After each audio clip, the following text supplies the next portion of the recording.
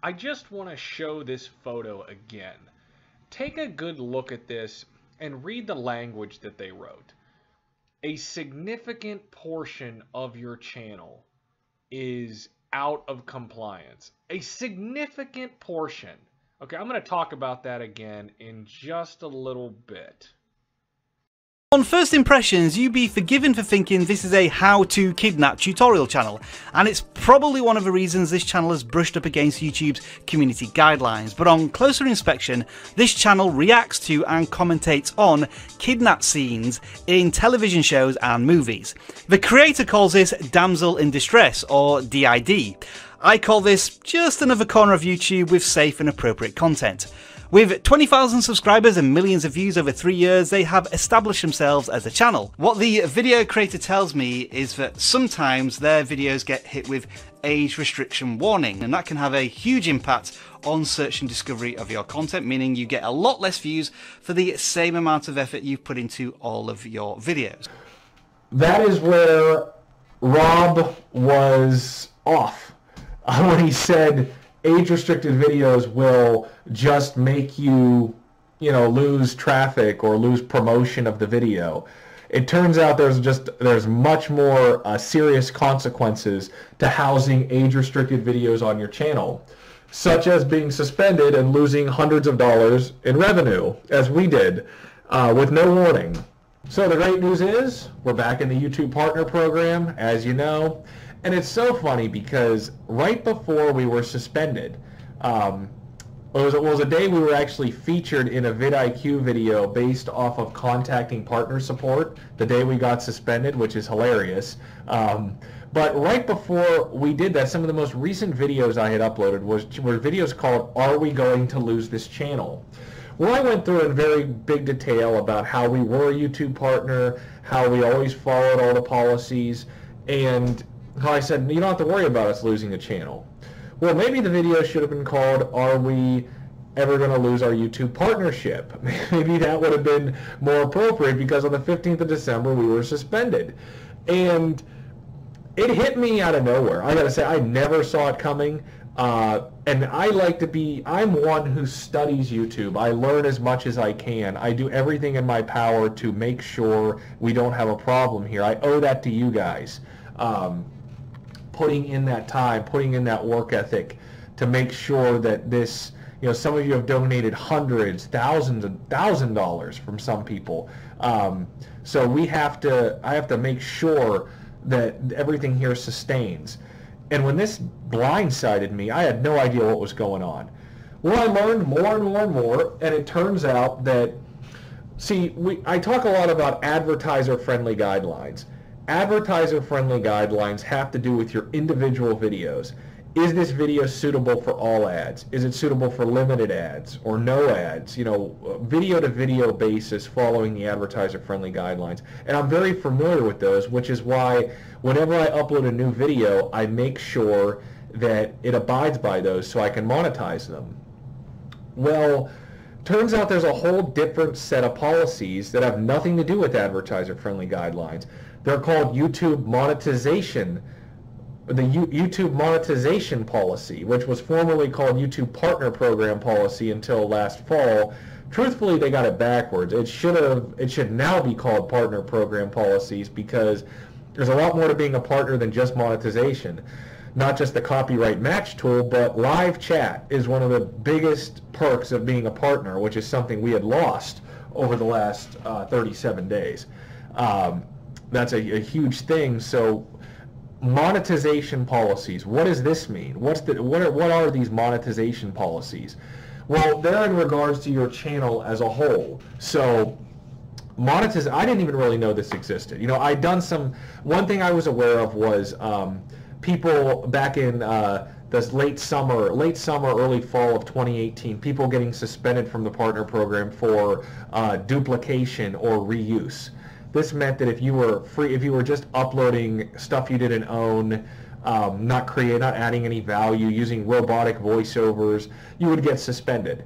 I was aware of that, and the thing of it with that, that doesn't even necessarily have to do with copyright claims or content ID claims, because we have like 40 content ID claims on our channel. However, in those videos, I'm actually in them, I'm adding content to them, so that we're not penalized for that. And just because you don't have any copyright claims in your videos doesn't mean you're not guilty of duplication and reuse. Again, if you're just uploading meaningless stuff, spam, reuse stuff, they won't let you in. And I got that. I knew that was part of the partner program policies, but I wasn't aware of everything else and exactly quite how it worked. Now, when you get a content ID claim on your video, you'll get an email. And remember this because it'll come back later. In the email, it will say, "Don't worry, this is just a heads up. You're not in trouble. The video's not in trouble when you get a copyright claim on a video." It'll say something like that. You just lose monetization rights on that individual video, but you're not in trouble. And you can actually go to the YouTube editor and remove that copyright claim thing. Whatever you got to do, it's not a big deal. So copyright, as far as the monetization policies, you have to be abiding by the copyright policies. But there's more than just that. There's AdSense policies, which means you're not doing artificial traffic or encouraging people to click on ads, things like that. I don't know who does that or how you can really even do that effectively. That's not really a thing. But you have to be in compliance with AdSense policies. And of course, terms of service, which most people don't even read that. They don't know what that is. And that's something YouTube updates recently, saying that they can terminate any account for any reason if they feel it's damaging them or somebody else. That's always kind of been the case, though. Terms of service never really pop up. But then there's community guidelines. So monetization policies are abiding by the copyright policies, terms of service, AdSense policies, and the community guidelines. So for most people, if you ask people, YouTube creators, people who have had problems, there's really two things they're concerned about. There's a lot of videos on the same couple things. Copyright strikes, which I mentioned before, in 2020, unless you're freebooting somebody's video and they're busting you with the copyright match tool, it's pretty hard to get a copyright strike. But when people look stuff up, they care about copyright strikes and community guideline strikes. And the reason they care about that is because if you get those, you lose your video, and if you get 3 of each of those, your channel gets terminated. So people are very cautious about those things and wanting to learn about the policies and the community guidelines. Sex and nudity, graphic violence. The most popular one is spam and deceptive practices, hate speech, promoting violent activity, dangerous activities, things like that. These are the things that go against the community guidelines. And obviously, they're clear on what these things are. You're either breaking these rules or you're not, and that's, pretty simple.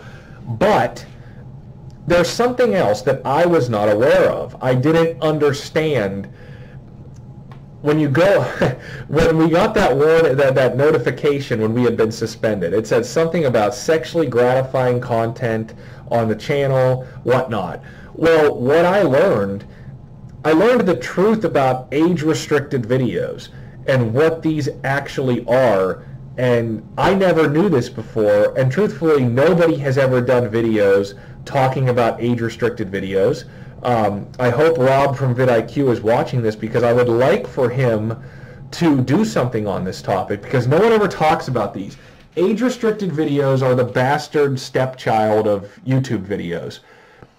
If you're an adult with an 18 or over account, odds are your restricted mode is turned off. So you don't even know if a video is age-restricted or not unless you scroll down and see it. The truth about age-restricted videos, what I learned, is that they are technically in violation of YouTube community guidelines. Remember I said when you get a content ID claim, an age-restricted video is kind of the equivalent to a community guideline strike as to what a content ID claim is to a copyright strike. When you get that content ID notification, it says, "Don't worry, you're not in trouble. There's no pen, whatever." They don't say that when you get an age-restricted video, though. That's one thing I did kind of pick up on recently, because I've had both come through. And I looked at it and I said, wait a second, it doesn't say I'm not in trouble. But the reason age-restricted videos are brushed over and ignored is because you do not get a strike for them. Well, the video does not get removed, and you don't get a strike. There is no severe penalty for having an age-restricted video on your channel. Unless you are a partner and a serious channel creator, then you will be suspended from the program if you have age-restricted videos on your channel. How many? I don't know. I don't know if that changed, if it used to be unlimited, if it used to be 20, if it used to be 10, and now it got slashed to 5 or 3. I really don't know how it works. I just know that recently they have really cracked down on these. A significant portion, okay? 12 videos out of 550. That is not significant. Apparently, they do not use percentages when they come to this conclusion. One other point I think I should make about age-restricted videos. Just because you have a bunch of them on your channel right now, or any of them, and they're on your channel, you have no strikes on your account, it's in good standing, that seems great. However, like I mentioned already this year, we've been hit with 3 on old videos. Videos that had hundreds of thousands of views, millions of views, almost 2 million for one of them. Used to be suitable for all audiences, now age restricted. This can change on a dime. Well, let's say you already have age restricted videos on your channel. Next year, things could change again, and YouTube could say, these used to be age restricted, but now they're just a full violation and we're removing them and giving you a strike. This has happened. In fact, that happened on one of the 3 videos, I believe, that got Game Over Girls terminated. A video that was reinstated with an age restriction and then removed later. So it's better to just totally stay away from walking that line so that you don't get retroactively, knocked out later on. So, something to think about. So, as I showed you, YouTube said that a significant portion of our channel was out of compliance. We know this is not really true. Now, when they make this is more of an automated statement. When they make this message and whatnot, they obviously, it's not based on percentages, like I said. They probably did not take into account that a channel could have 550 videos on it. I mean, that's a lot. So whether it was 9 at the time we're suspended, ended up going to 12, whatever it is, it's not really a significant portion of 550, but it's obvious they landed on a fixed number. And, I get the whole thing. I understand why they did this. I just don't understand why I didn't get a notice to clean things up before the suspension would happen. That's in both parties' best interest. Also, I do agree with it. I do think that that's kind of the thing. By doing this, they forced me to clean up the age-restricted content.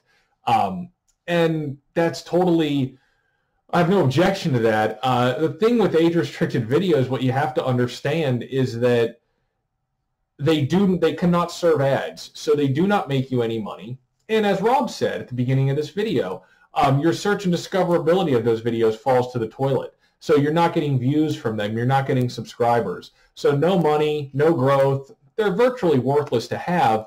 And in reality, the biggest thing that they do is they make you look bad. Truthfully, for someone that's trying to run a professional company, if you are, and you have a video on your channel that is age restricted, it does make you look tacky and trashy, quite honestly. And that's why I unlisted ours. Those old videos, again, like I said, of the 12, 10 of them were from 2016 and 2017. All of these videos I had unlisted so that people could not find them at all, ever get recommended them. The only way you could get to them was through a playlist. And, actually going to look through them in a playlist, not through our video section or anything like that. So, I mean, that's the whole thing with these. They're just not useful to have. They make you look bad.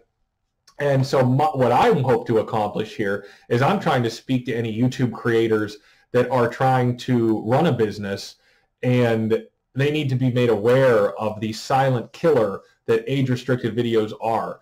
that if you're accumulating these on your channel, if you have them from years past, because I don't know what the trigger is. When our suspension triggered, we did not just get a new age restriction. In fact, it had been about 3 weeks since the last one came in. So apparently, they tell you they will review your channel regularly. Apparently, our channel got reviewed by somebody just that day. They looked at it and found 9 age-restricted videos and said, okay, too many. So is that something that changed? Really don't know. But the most important thing you can do, just don't house them. Just get rid of them. Remake the video. One thing and a piece of advice I would give to a creator, remake them, or remake something for your public channel, but make a secondary channel, a third-party exclusive funding channel. So through your Patreon, have one of those. Have a secondary channel where you distribute these videos that you can't monetize to people who donate to you. That's a good way to get additional content out.